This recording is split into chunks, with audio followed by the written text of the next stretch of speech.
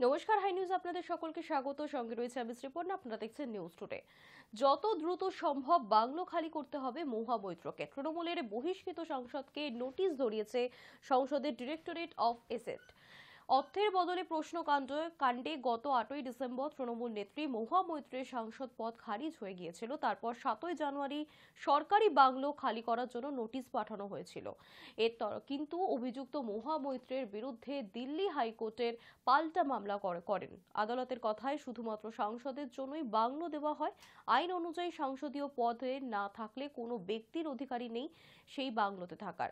উচ্চ আদালতে মহুয়া মৈত্রকে মামলা তুলে নেওয়ার নির্দেশও দেওয়া হয়েছে, কিন্তু তারপরও কেন বাংলো এখনো পর্যন্ত ছাড়েনি মহুয়া মৈত্র, সেই প্রশ্নের উত্তর চেয়ে ফের নেত্রীকে পাঠানো হয়েছে নোটিশ।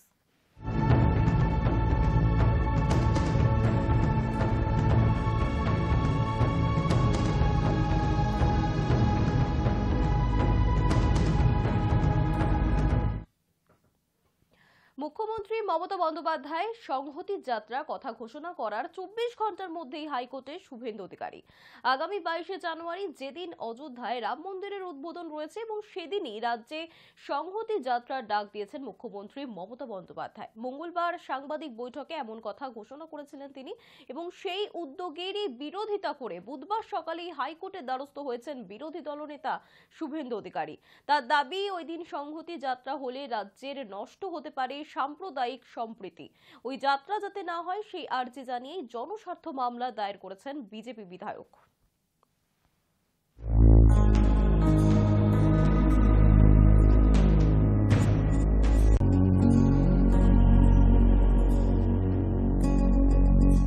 মুখ্যমন্ত্রী মমতা বন্দ্যোপাধ্যায় সংহতি যাত্রার কথা ঘোষণা করা 24 ঘন্টার মধ্যেই হাইকোর্টে শুভেন্দু অধিকারী। আগামী 22শে জানুয়ারি যেদিন অযোধ্যায় রাম মন্দিরের উদ্বোধন রয়েছে সেদিনই রাজ্যে সংহতি যাত্রার ডাক দিয়েছেন মুখ্যমন্ত্রী মমতা বন্দ্যোপাধ্যায়। মঙ্গলবার সাংবাদিক বৈঠকে একথা ঘোষণা করেছিলেন তিনি এবং সেই উদ্যোগেরই বিরোধিতা করে বুধবার সকালেই হাইকোর্টের দ্বারস্থ হয়েছেন বিরোধী দলনেতা শুভেন্দু অধিকারী। তার দাবি, ওই দিন সংহতি যাত্রা হলে রাজ্যে নষ্ট হতে পারে সাম্প্রদায়িক সম্প্রীতি। ওই যাত্রা যাতে না হয় সেই আর্জি জানিয়ে জনস্বার্থ মামলা দায়ের করেছেন বিজেপি বিধায়ক।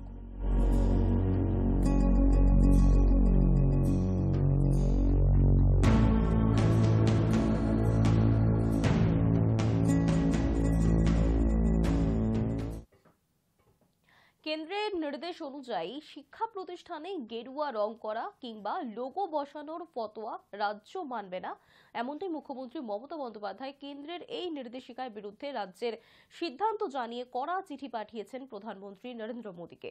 সম্প্রতি প্রত্যেকটি রাজ্যকে কেন্দ্রের তরফ থেকে নির্দেশিকা পাঠানো হয়েছে, শিক্ষা প্রতিষ্ঠানগুলিতে গেরুয়া রং এবং কেন্দ্রের লোগো ব্যবহার করতে হবে। তা মানতে রাজি নয় পশ্চিমবঙ্গ। আর কেন্দ্রের এই নির্দেশে কি কারণে মানছে না রাজ্য, তাও চিঠিতে জানিয়েছেন মুখ্যমন্ত্রী। এক্ষেত্রে রাজ্যের বক্তব্য, শিক্ষা প্রতিষ্ঠানগুলো চলে রাজ্যের টাকায়, সেখানে সরকার অযথা হস্তক্ষেপ করতে পারে না। এর বিরুদ্ধে প্রতিবাদ জানিয়ে রাজ্যের তরফ থেকে মুখ্যমন্ত্রী প্রধানমন্ত্রীকে জানিয়ে দিয়েছেন কেন্দ্রের এই সিদ্ধান্ত কোনোভাবেই মানা সম্ভব নয়।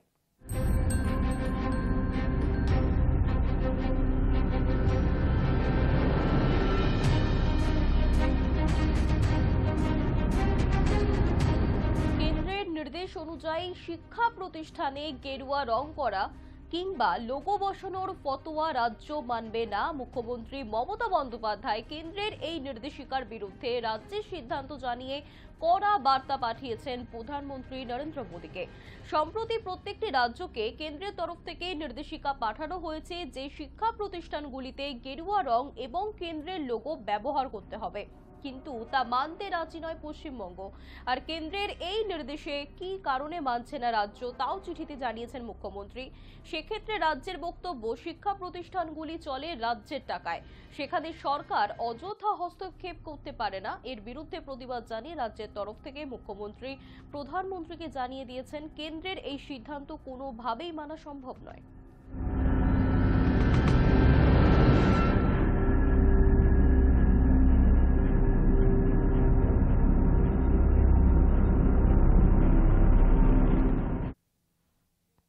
সচিন তেন্ডুলকর, মহেন্দ্র সিং ধোনির পর এবার বিরাট কোহলি।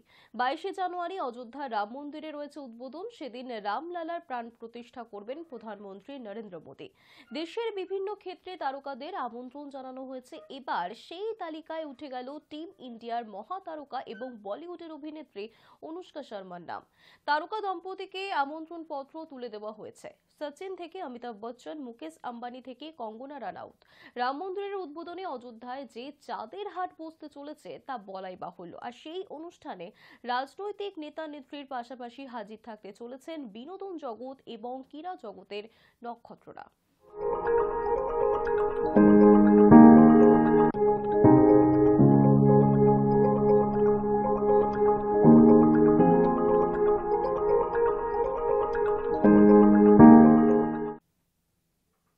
রাতের অন্ধকারে দুর্ঘটনা, মৃত এক যুবক। উত্তর 24 পরগনা বসিরহাটের মিনাখা থানার মালঞ্চ ব্রিজের ঘটনা। মঙ্গলবার রাত 8:30 নাগাদ দুই বাইক আরোহীকে পড়ে থাকতে দেখেন স্থানীয়রা।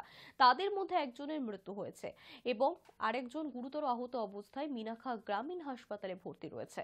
বাইক আরোহীদের মাথায় কোনো হেলমেট ছিল না বলে দাবি স্থানীয়দের।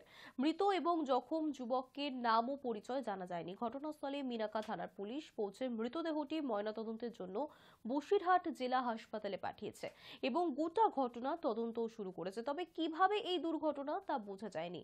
রাতের কুয়াশার অন্ধকারে এই দুর্ঘটনাটি ঘটে থাকতে বলে প্রাথমিকভাবে অনুমান।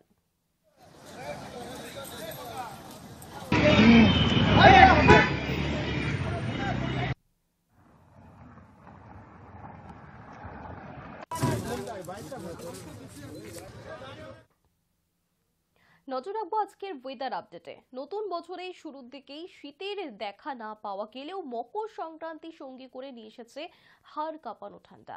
কিন্তু ঠান্ডার মাঝে বৃষ্টিতে ভিজতে পারে গোটা রাজ্য। বুধবার সন্ধ্যা থেকেই রাতের মধ্যে কলকাতায় হালকা বৃষ্টির সম্ভাবনা রয়েছে, এমনটাই আলিপুর আবহাওয়া অফিসের পূর্বাভাস। উত্তর 24 পরগনা, দক্ষিণ 24 পরগনা, পূর্ব এবং পশ্চিম মেদিনীপুর, হাওড়া, কলকাতা, হুগলি, পুরুলিয়া, ঝাড়গ্রাম, বাঁকুড়া, বীরভূম, দুই বর্ধমান, মুর্শিদাবাদ এবং নদিয়া জেলার কয়েকটি এলাকায় হালকা থেকে মাঝারি বৃষ্টির সম্ভাবনা রয়েছে।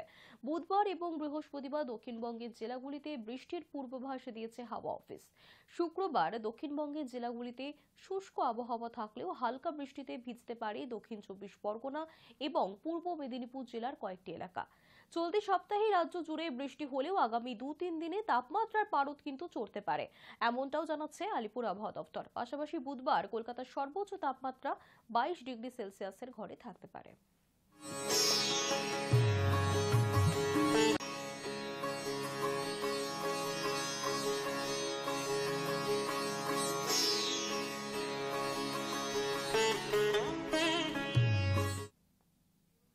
নিউজ টুডে এখনকার মতো এই পর্যন্তই। দেখতে থাকুন হাই নিউজ নির্ভীক নিরপেক্ষ।